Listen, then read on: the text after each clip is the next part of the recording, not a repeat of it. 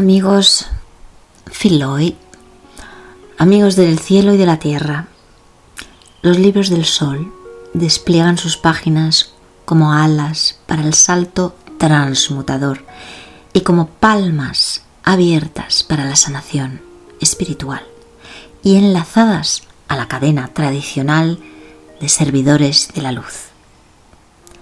Tradición significa tradere al mundo de los hombres la ciencia con C mayúscula de componente trascendente, la ciencia sagrada, la ciencia de luz, la ciencia de Cristo, la ciencia de Buda, como se le quiera llamar. De modo que sus obras no provoquen, las obras de los hombres, no provoquen daño ni acaben en autodestrucción por haber ignorado nuestra parte de eternidad. Los libros del sol exponen en conciencia la medicina eterna para un futuro de la humanidad.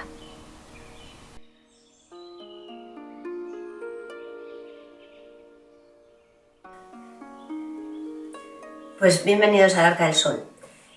Os quería enseñar físicamente el libro que os voy a presentar en este vídeo.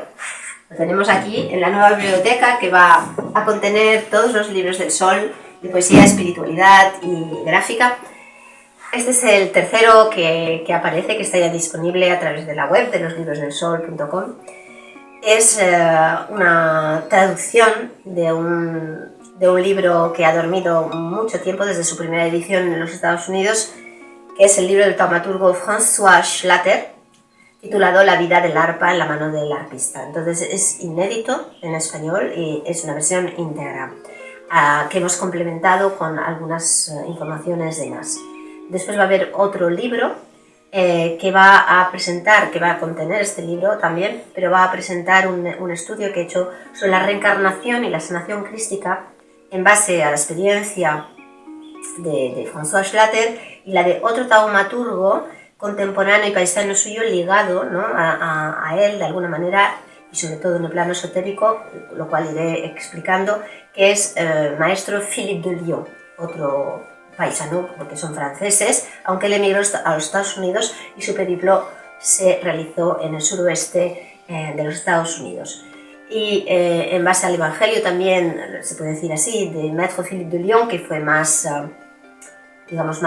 didáctico, otro tipo de persona, pero también taumaturgo importante a principios del siglo XX, finales del XIX, principios del siglo XX, pues en base a eso en común y extrapolándolo a todo aquello a lo que apuntan, sobre todo lo que es el fin de un tiempo, hemos hecho otro libro que es, la verdad, pienso que es muy muy interesante y que reúne un poco lo esencial y rescata, sobre todo dentro de nuestra tradición, cosas que se han desestimado, que se han negado y que sin embargo son clave para la sanación. La sanación a distintos niveles, pero sobre todo hablamos aquí de sanación espiritual. En cualquier caso, para mí es importante enseñarlo materialmente este libro, no solo porque a nivel humano, como he tenido que hacer una inmersión en lo que es maquetar, la maquetación, pues estoy bastante contenta del resultado, sino por motivos más profundos que voy a intentar resumir aquí. Vamos a ver. Este libro es una obra de transmisión. Cuando hablo de transmisión no me refiero simplemente a una transmisión en el plano humano, es decir, a algún conocimiento o información adquirida que uno transmite a los demás. Me refiero a una transmisión de orden propiamente espiritual. Eso quiere decir que en los planos sutiles, en los planos invisibles, en algún momento se ha establecido una conexión y que después puede que en el plano material, físico, humano, se materialice o no, se haga visible o no. Es independiente. En cualquier caso, aquí se ha hecho visible y con esa conexión lo voy a explicar de esta manera. En realidad, digamos que si por algún motivo, por una obra que está haciendo, algún propósito que está teniendo, algún trabajo que esté realizando, algún deseo puro que esté teniendo, se eleva a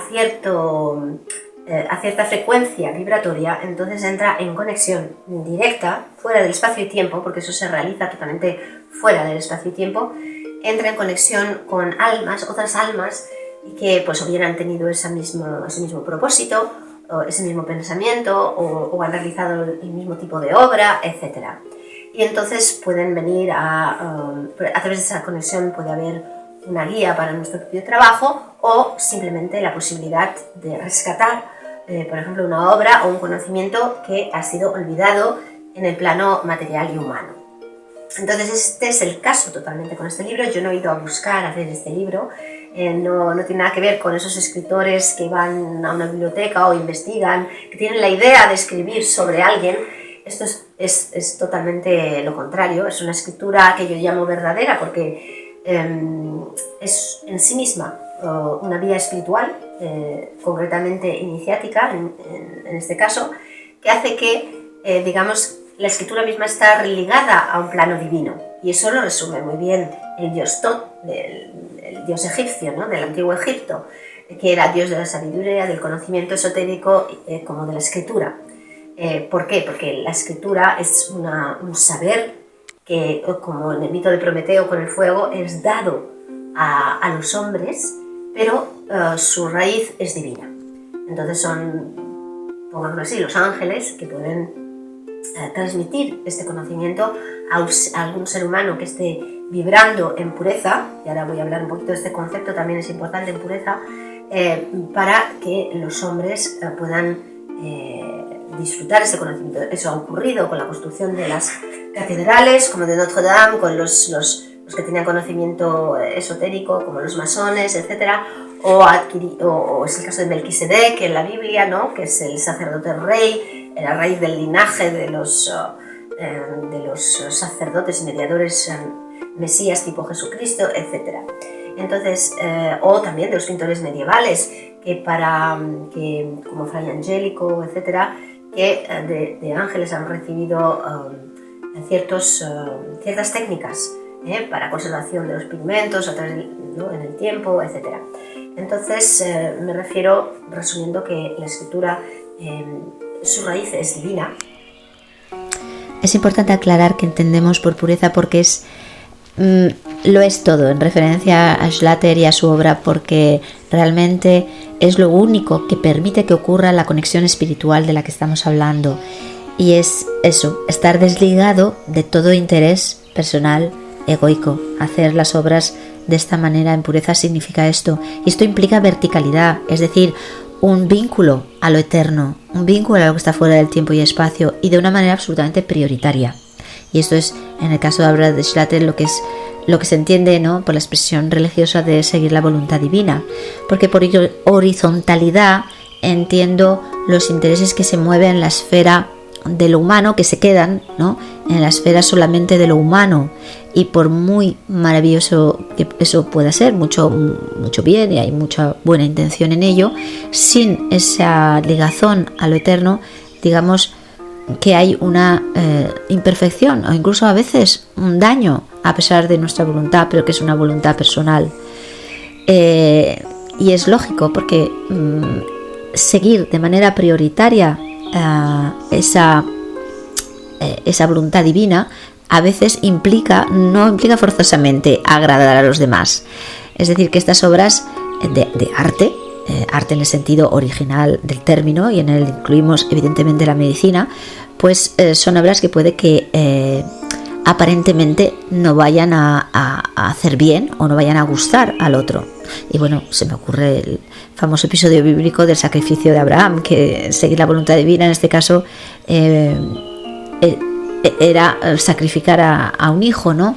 Y sobre ello ha versado magníficamente Kierkegaard.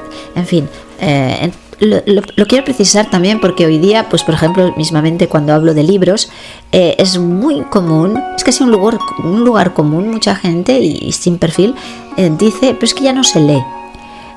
Bueno, se puede desplegar el intríngulis de por qué esta frase y qué significa, pero a mi modo de ver delata de esta horizontalidad, como si uno tuviese que hacer las cosas también en función de lo que está de moda, lo que está la orden del día, lo que vaya a poder comprender o agradar al otro, por encima de tomar por solo testigo, si hace falta, lo eterno, ¿no? La verdad o la libertad o cualquier aspecto divino por el que somos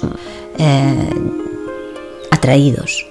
Entonces la transmisión ha ocurrido porque, reúne estos tres aspectos. Uno, el de la medicina crística, concretamente, y medicina divina en el sentido general, que no tiene nada que ver ni con la medicina materialista ni con la medicina natural, digamos, alternativa, como terapia, como se suele practicar y entender hoy día, sino propiamente religada al espíritu, ¿no?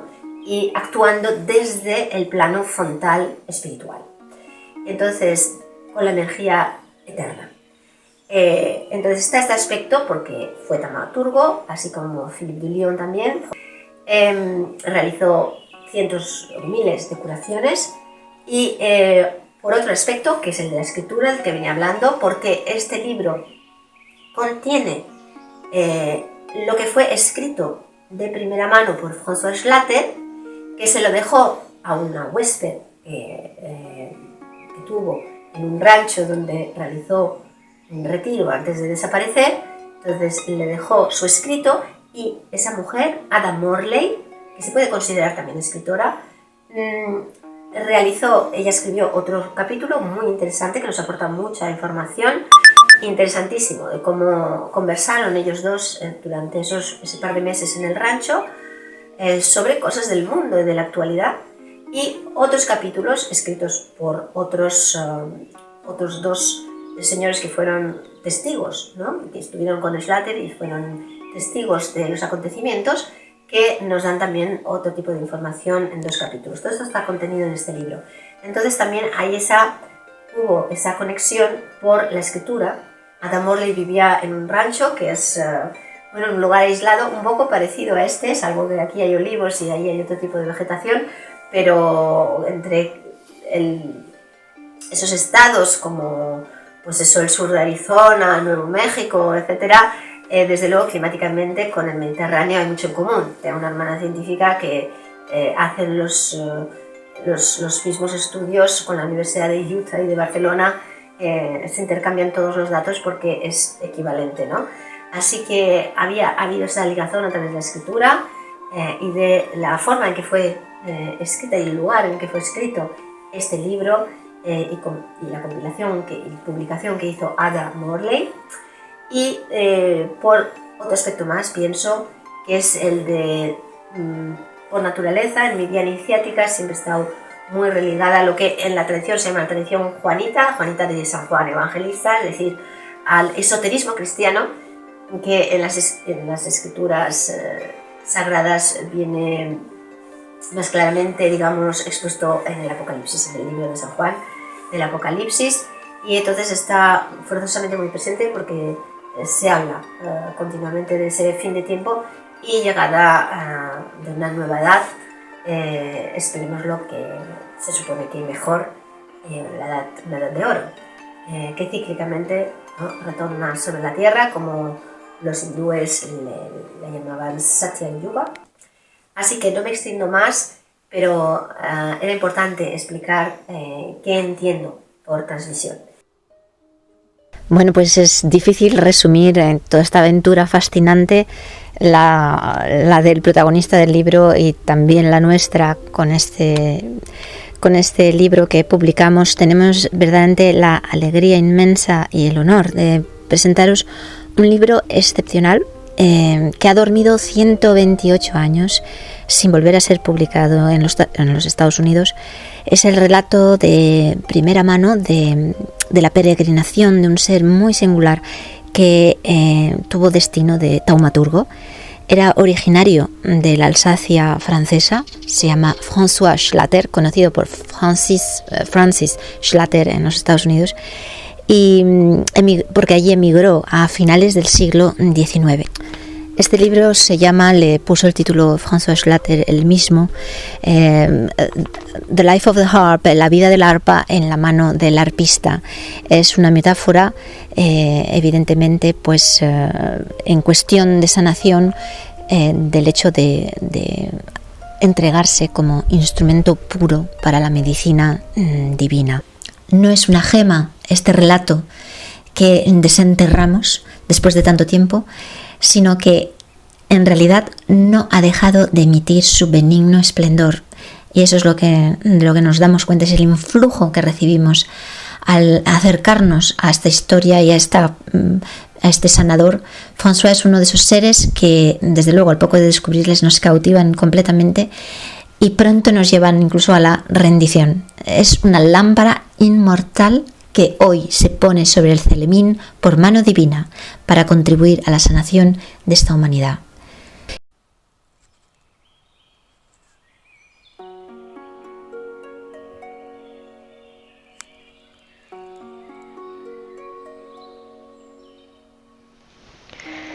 La obra de La vida del arpa en la mano del arpista, estructurada como una autobiografía compartida, nos conduce al grato descubrimiento de François Schlatter, un personaje sorprendentemente ignorado como personaje histórico, a pesar de sus miles de sanaciones y con un periplo tan extenso digno de ser conocido.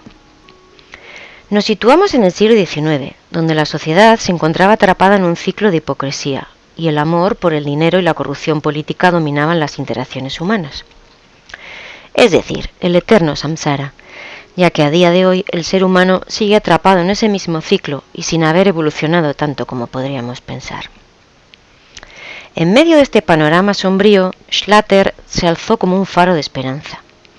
Sanaba a quienes lo necesitaban sin cobrar un solo centavo, desafiando las normas de un mundo que valoraba más el oro que la compasión. También fue un visionario, ya que hablaba de un futuro mejor en el que incluía un mundo sin maltrato animal, donde las ciudades florecerían en armonía con la naturaleza y las viviendas serían sostenibles y respetuosas con el entorno. Sus críticas hacia la sociedad y sobre todo hacia los políticos eran bastante mordaces, llegando incluso hasta el enfurecimiento. Aquí, Rosana, apuntas a algunos hechos verdaderamente fundamentales, porque es verdad que lo primero es que el descubrimiento de Schlatter es muy sorprendente. ¿Cómo es que un personaje tal, que cuando uno lo descubre, además es fascinante, que fue conocido en su tiempo y que hizo lo que hizo, algo increíble, cómo es que es tan poco conocido? Eso ya abre muchas preguntas y es una delicia descubrir ese fenómeno. Y después también algo muy importante que resume lo que movía a Schlatter, que es, desde luego, él odiaba la hipocresía, la mentira, el dinero, y eso pues estaba muy presente en esa sociedad en ese momento, como lo está, en efecto, lo sigue estando, y digamos que ese era el fondo era el tejido de su amor, del amor que sentía por la humanidad. Y como dices, esa armonía que él veía, porque ni siquiera no es que la planteara mentalmente, sino esa armonía que él veía no es una utopía, no es idealismo, es verdaderamente, él estaba muy religado a las lecturas de los profetas y sentía que verdaderamente era una realidad en potencia o una realidad por venir. Así que hay una serenidad de fondo en la dureza de su periplo, porque digamos que él estaba seguro de que el amor, yo lo digo a mi manera ahora, el amor finalmente vencería. En todo caso, estamos ante un ser excepcional que fue a contracorriente radical. Y además pienso que es muy, muy interesante y muy importante en estos momentos volver a ver la raíz, la desnudez de lo que es un combate espiritual verdaderamente enfrentado al capitalismo o al dinero directamente, como hablaba él del maldito dólar, porque hoy día hay esa tendencia, incluso sobre todo, iba a decir, en la espiritualidad, a defender el dinero como una energía más, no sé qué, no sé cuánto, y no es que no haya alguna verdad en eso, pero es bonito ver esa raíz de lo que es el servicio espiritual puramente desde una perspectiva radical y cristiana, diría, o crística, lo cual, bueno, hablaré de ello más tarde seguramente. Pero vamos a ver un poquito quién fue François Schlatter, cuál fue su periplo por el suroeste americano, cuál fue esa peregrinación de un hombre que obedeció radicalmente al mandato divino a través de una canalización por la voz, sobre todo. Él oía la voz del que llamaba el Padre y le siguió hasta el final. Schlatter abandona su trabajo y su vida anodina para emprender un viaje iniciático, en el que el lector llegará a sentir una enorme empatía con él, ya que atraviesa un enorme sufrimiento tanto físico como mental, llegando varias veces a dudar si realmente su destino es ese que se ha propuesto desde que oye la llamada de Dios. Es imposible para el lector no sentirse identificado con su dolor a lo largo de sus múltiples hazañas, tales como dormir a la intemperie o caminar descalzo en pleno invierno.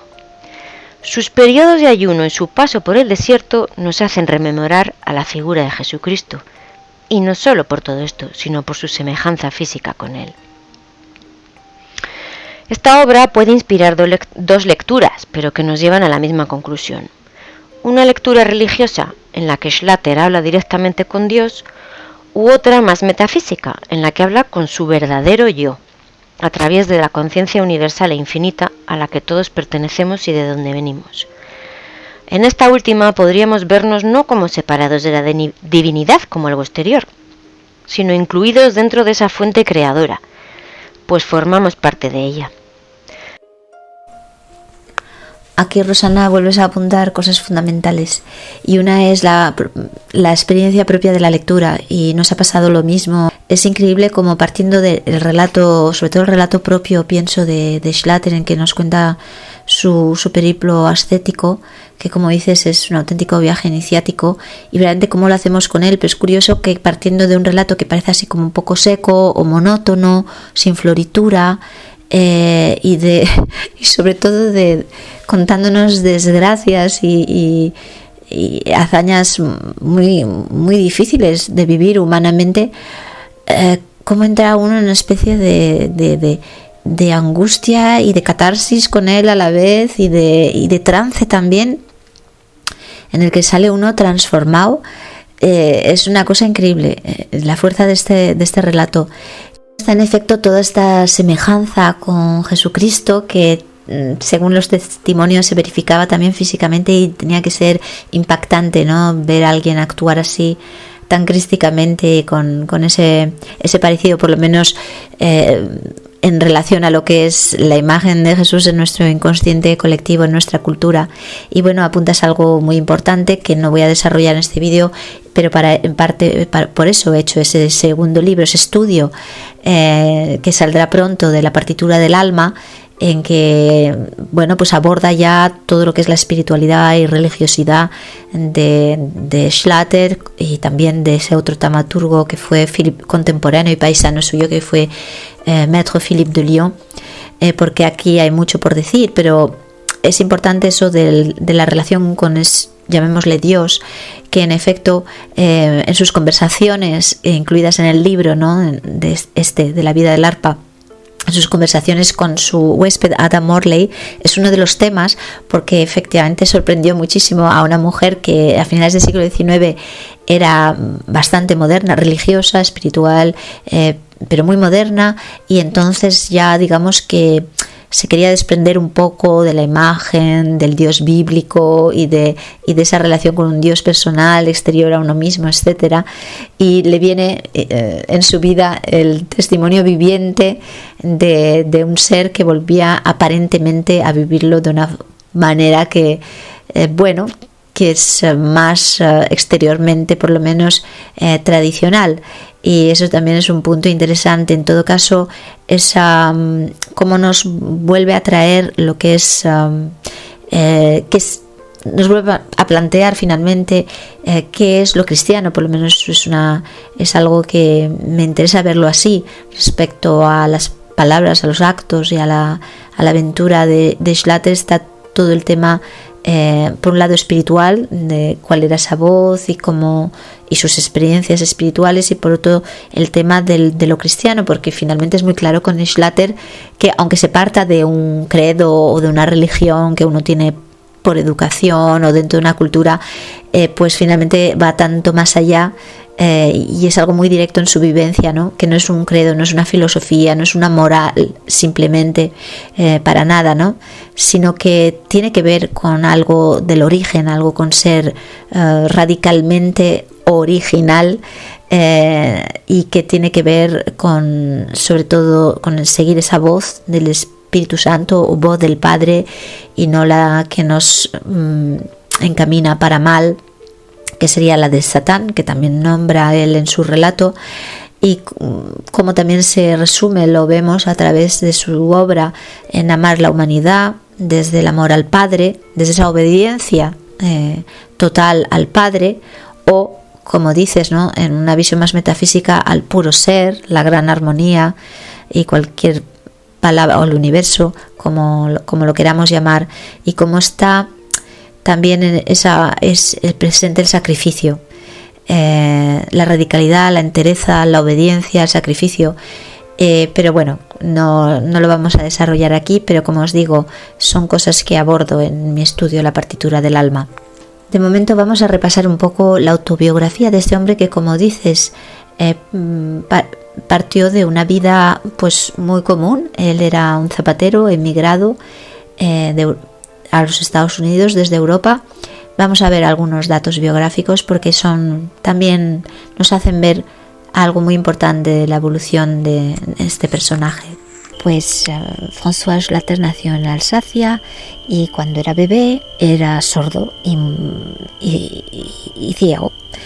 Y su madre, que era muy piadosa, pues rezó hasta tal punto que incluso consagró su hijo a Dios, y hubo el milagro de que recuperó la vista y le quedó, creo que, alguna deficiencia auditiva, pero bueno, se recuperó también de la sordera. Y viendo lo que ha sido después su vida, parece ser que no solo el Altísimo le concedió esa sanación, o que, mejor dicho, se la concedió a cambio de lo que él llama una vida útil. Os lo dejo descubrir en el libro, y que va a ser la de un sanador. Bueno, en esa época estalló la guerra franco-prusiana, y bueno, como sabéis, la Alsacia y la Lorena, pues claro, siendo así territorios así peleados, pues mucha gente emigró. De hecho, yo misma tengo un bisabuelo que provenía de justo al lado, la Franche-Comté, y en esa época se emigraba o a Estados Unidos o bueno, a otras regiones de Francia, o también al norte de África, que es el caso de mi bisabuelo por parte paterna. Y el Schlatter, pues como tantísimos, emigró a Estados Unidos. Dudó en alistarse la guerra, pero era así él ya desde pequeño, tan íntegro, tan directo y tan puro, porque es la palabra, que cuando iba a alistarse tuvo bueno, no os lo cuento, pero una especie de desencuentro con el oficial de turno, y pensó: me voy. Aprendió el oficio de zapatero ya desde los 14 años, cuando murió su padre, y de eso vivió pues creo que unos 7 u 8 años en Nueva York, aunque también haciendo otros trabajos. Y después resulta que en base a él iba oyendo una voz, pero no le daba demasiado crédito, una voz interior, hasta el día en que bueno, le dijo que enviara una carta a un amigo que estaba enfermo en la distancia, y que eso iba a sanarle. Y entonces, bueno, no se lo creía mucho, pero lo hizo, y así ocurrió. Total, que a partir de ese momento tomó esa voz bastante en cuenta, y un día le ordenó irse a Denver, Colorado. Y a partir de ese momento él obedecía radicalmente, porque la verdad es que no preguntaba ni por qué ni cómo.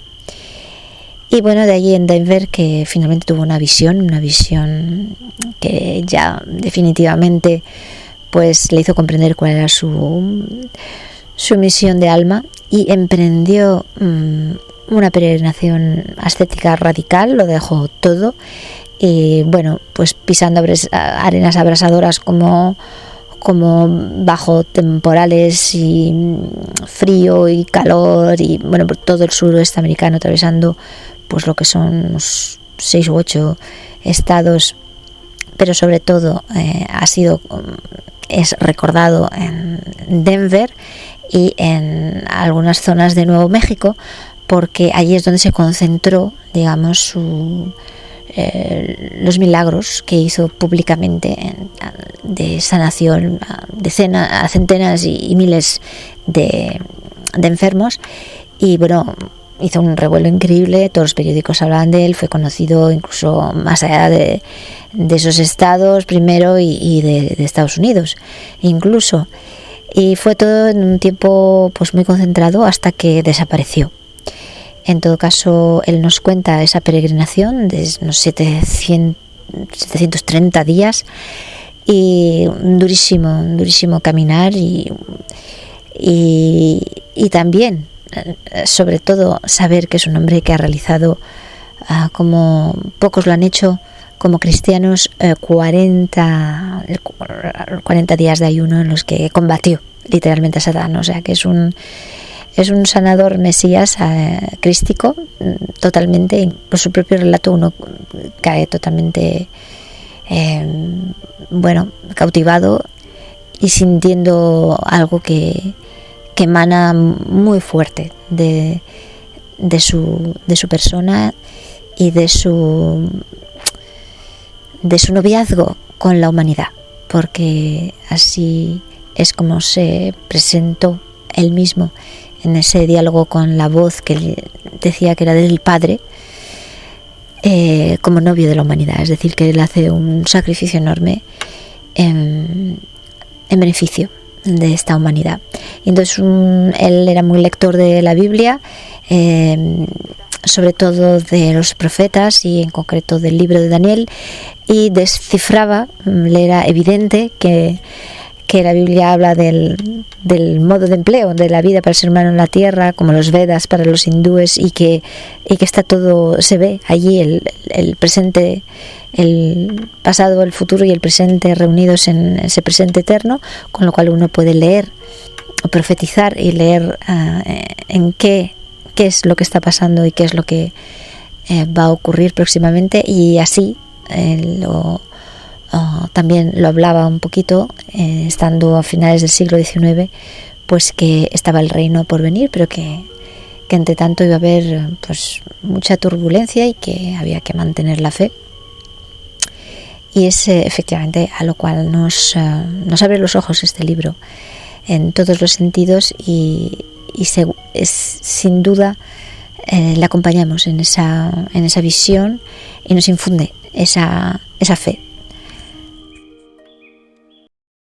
La manera en la que desaparece nos deja con muchos interrogantes, como si su esencia se hubiera fundido con el viento, dejando tras de sí un eco de esperanza y un llamado a la transformación de una sociedad que aún lucha por liberarse de sus cadenas y a confiar más en el amor, tanto personal como hacia el prójimo. El amor como impulsor de la vida en este planeta y por el único motivo por el que probablemente estemos aquí. Sí, la historia de Schlatter es una historia de desierto y plenitud.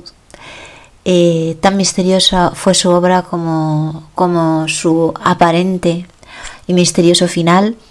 Os lo dejamos descubrir también con el libro. En todo caso, le va muy bien a la figura de Schlatter ese mezclarse, fundirse con el viento, como dices, ese mezclarse con el polvo del desierto. En todo caso, la tradición cristiana nos recuerda a esos directamente ascendidos al cielo sin dejar rastro humano, como Elías. Y bueno, finalmente todo este libro y todo lo que nos anima aquí a nosotros, para los que quieran seguir escuchando un poquito lo que nos sugirió la presentación de este libro, todo es amor. De la relación que hemos tenido este verano con Schlatter, ¿qué es lo que más te ha quedado? Bueno, la relación que hemos tenido es diferente. Tú mucho más intensa porque has trabajado el texto de su libro, pero yo he trabajado más sobre su imagen por los retratos que he hecho. Muchas gracias. Y no sé, su mirada es algo que no se puede pasar por alto. En la documentación que hay tiene esta pose siempre con los ojos como mirando al cielo, que en principio puede parecer impostada, pero que claramente es una tendencia a mirar hacia lo alto, ¿no? Muy mística. Sí. Y como sus hechos, sus andanzas y como personaje, pues es impactante. Y bueno, pues sobre todo la idea, o sea, el pensar que alguien pueda mediar entre un poder superior para facilitar la salud de las personas, ya de por sí es suficiente tema o impacto como para pensar que no es cualquier cosa, ¿no? Da para la reflexión. La gente escéptica pensaría en cualquier tipo de leyenda o de montaje, pero está claro que acercándote al personaje hay algo inmenso, algo hay inmensurable. Increíble, sí. Sí, está claro que te abre un debate que para algunos no es tal, tanto el que crea que la sanación de los taumaturgos es un cuento como para el que crea en ella absolutamente. No hay debate, cada uno cree lo que cree, pero intentando ser neutro, está claro que nos abre un campo de reflexión sobre lo que es la salud, lo que es la enfermedad y cómo se manifiestan en el ser humano, ¿no? Y lo lejos que está el abordaje de la salud desde el plano meramente científico, de hábitos saludables, la alimentación, no sé qué, los fármacos, en relación a lo que es encontrar un equilibrio armonioso entre el ser y la naturaleza, que sería la salud, ¿no? El poder desarrollar la vida con plenitud, ¿no? Bueno, lo primero que has dicho, que si creer esto, creer lo otro, es que precisamente se revela, vamos, no es un libro de creencias, es un libro de fe. Lo que habla ¿no? Lo que resalta es el tema de la fe, y eso no tiene nada que ver con la creencia. Uh-huh. Sobrepasa precisamente cualquier creencia. Es como si pensaras, mira, Schlatter cura solo a los católicos, a los cristianos o a los... O sea, lo mismo que esto es absurdo, pues lo mismo. Va tanto más allá. Y después lo que has dicho, bueno, hay que pensar que estamos a finales del siglo XIX y que en esa época pues ya se estaba tomando, ¿no?, claramente la opción ahí muy dominante de la medicina científica, pero hubo también en esos años una reacción a ello. Y siempre ha habido gente, claro, pero especialmente unas corrientes y unos movimientos de ciencia crística y de medicina, así recordando, ¿no?, lo que es la sanación por la fe y la sanación espiritual de una manera u otra, y digamos que eran movimientos a los que Schlatter, bueno, seguramente sí, fue incluso a alguna reunión, seguramente, porque él pasó por Nueva York, ni más ni menos, y en Denver, y en fin, que se hablaba también de todo esto, pero ya empezaba todo lo que es también la venta de medicamentos, o sea, todo lo que es la farmacéutica, la alopatía, fue en esa muy época fuerte. Que se estableció qué tipo de medicina o de farmacia o de farmacología iba a ser a imperar, porque creo que era un debate real el cómo se abordaba la salud, y fue casi una decisión consciente el que esta iba a ser el tipo de medicina que se iba a establecer. Está claro que sí, es que hay algo importante por decir, es que precisamente la clase médica es uno de los dos tipos sociales que fueron a por ellos. En los dos casos, siendo, digamos, uno viviendo como un burgués en Lyon y el otro como un vagabundo por el suroeste americano, pero en los dos casos fueron la clase médica eran los que más dijeron cosas en contra suya. Sí, seguramente algunos con buena intención, porque verían peligros en que la gente creyera en sanadores de esto, pero no hay que olvidar que por entonces a los médicos, por lo menos en las películas del oeste, les llamaban matasanos. Por supuesto, es que... No, claro, es que ya lo hemos hablado muchas veces. La intervención médica, hoy en día hay mucha preocupación, porque hay que considerar que esto es exagerado, pero que es una de las causas de pérdida de salud y de muerte, que está entre las primeras de una tradición de recuperar la salud por uno mismo y con remedios caseros y naturales. Claro. Evidentemente, algunas veces no la recuperaban porque no había esos remedios ni las condiciones eran, ni uno se recupera solo de cualquier cosa. Pero sí, efectivamente, ahora no se tiene esta cultura de evitar ir al médico, sino todo lo contrario, lamentar que es que me han dado cita para no sé cuándo y bueno. Bueno, pues aquí en este libro lo que es esencial y lo esencial respecto al tema propiamente así de la medicina, el autor de una curación es solamente llámalo como quieras. Si le llamas Dios o le llamas el poder infinito, le llamas que ellos no son los autores. Un taumaturgo no es el autor de una sanación, es solo un mediador. Claro, pero es que hay que entender que si se nos ha otorgado la vida, eso ya ser seres vivos es un milagro, no puede ser algo tan frágil. Frágil sí es, pero que dependa de una intervención, de que haya unos señores que han estudiado mucho, que te salven. No, la vida es algo que por sí misma va a hacer por permanecer. Tiene esa inteligencia, digamos, claro, que es la inteligencia no es cualquier real, cosa, divina. Estar vivo. Entonces, la vida tiene recursos para continuar. Y sí que son recursos, es que es ella misma, digamos. Claro, no es nada fuera de sí, no es nada aparte de ella. Y entender que la muerte es parte del proceso de vida, tampoco entender que la muerte es un fracaso. La enfermedad sí que habría que ver qué componente tiene, ¿no? Cuál es su origen. Pero la edición original, que le fue confiada, porque Slater desapareció y le fue ese encargo, fue para Ada Morley, para su anfitriona, que se ocupó de escribir su propia parte, de buscar a otras dos personas que complementaron el libro, escribiendo cada una un capítulo que aporta muchísimo, sobre las curaciones en Denver, sobre el ayuno de 40 días, que no lo hemos dicho, que hizo como el Cristo.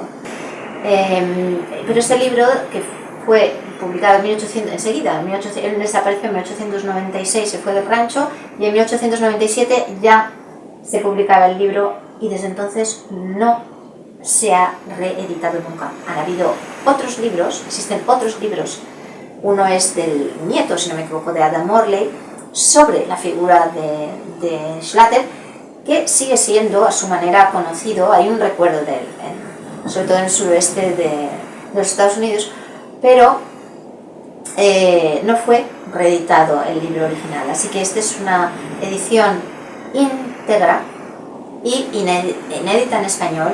Y bueno, yo enseguida que supe de Schlatter, lo que me interesó fue, lo primero, leer su propio relato, y es muy interesante los demás libros que hablan sobre él y que aportan también información, pero yo quería conocerle primero a él, y este libro es maravilloso para esto, porque están sus propias palabras sobre su propio periplo, y las conversaciones, como decías, con Ada Morley, que es delicioso y es de una contemporaneidad sorprendente. Porque en su relato puedes pensar que es un personaje un tanto primario, que ha salido de una cueva para ir a caminar por los caminos, pero luego te das cuenta de que era una persona muy consciente de su tiempo, de los debates filosóficos, teológicos, de la actualidad económica, de los debates en cuanto a cómo debía ser el sistema de organización social.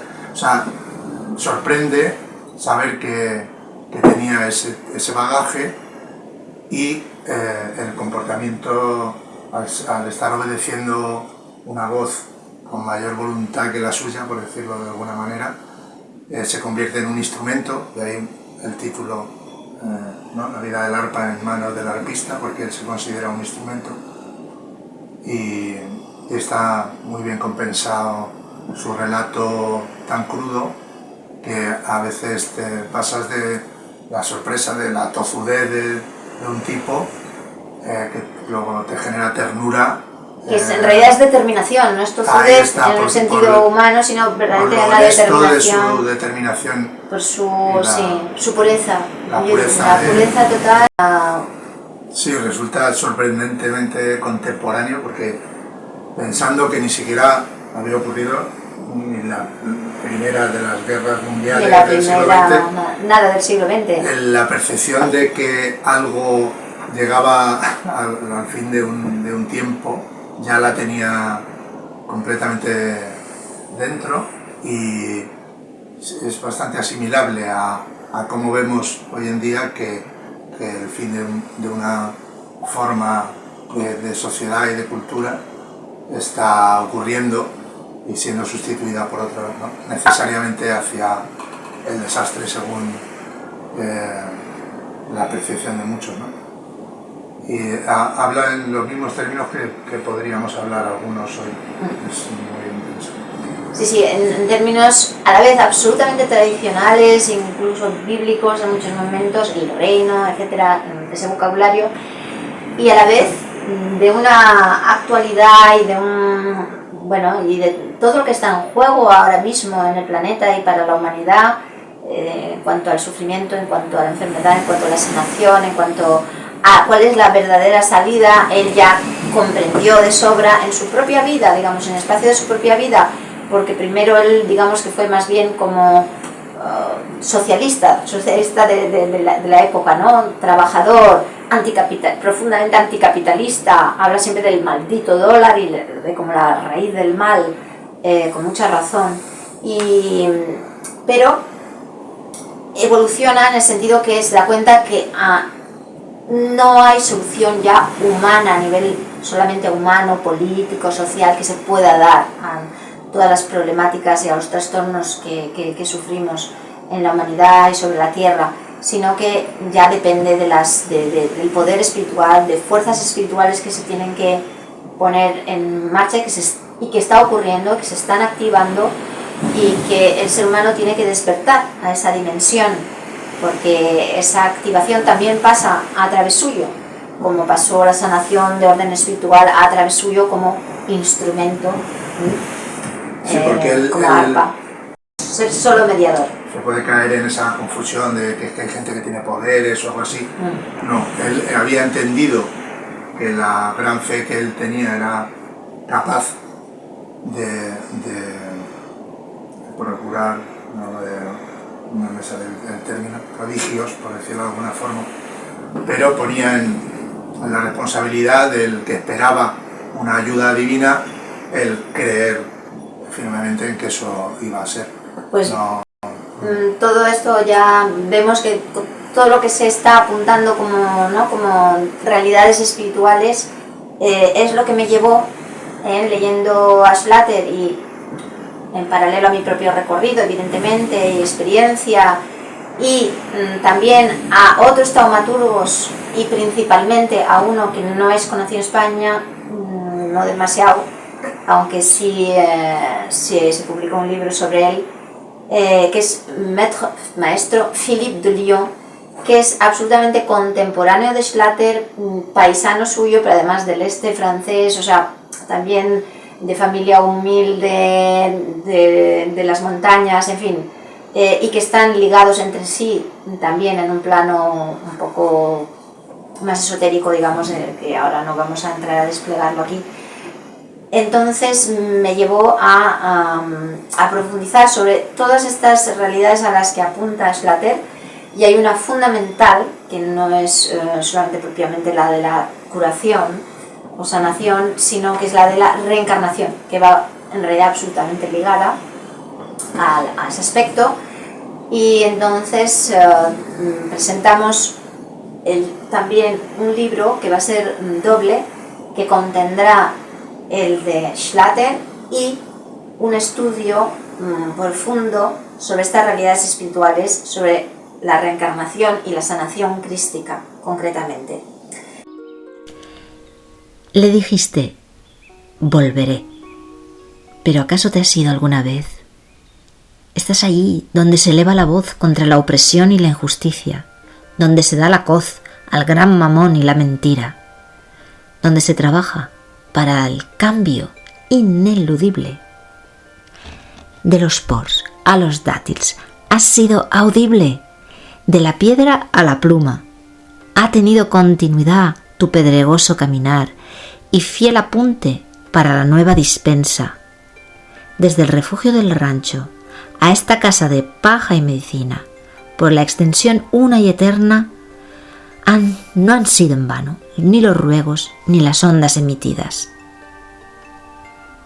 Qué fortuna, la de Ada, conversar contigo sobre el mal terreno, el venidero reino. Mi largo soliloquio ha reverberado contra la pared dura de la montaña, y en este abrasador estío, promovido sin duda por los habitantes del sol, sosteniendo la labor de unificación por el solo pastor, a ti estos versos dedico, oh guía de la edad del lirio.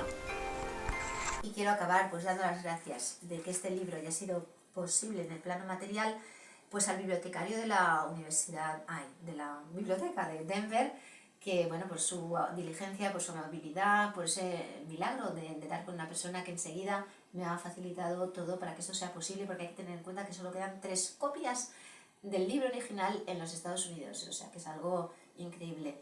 Yo lo he vivido como algo increíble en todo caso, y gracias por supuesto y ante todo también a Rosala por tu trabajo, y por mi parte sobre todo diría que moralmente por ese entusiasmo que has tenido, esa comunicación espontánea que a mí me ha ayudado mucho para religar precisamente esas obras de eternidad al mundo y a mi vida personal también.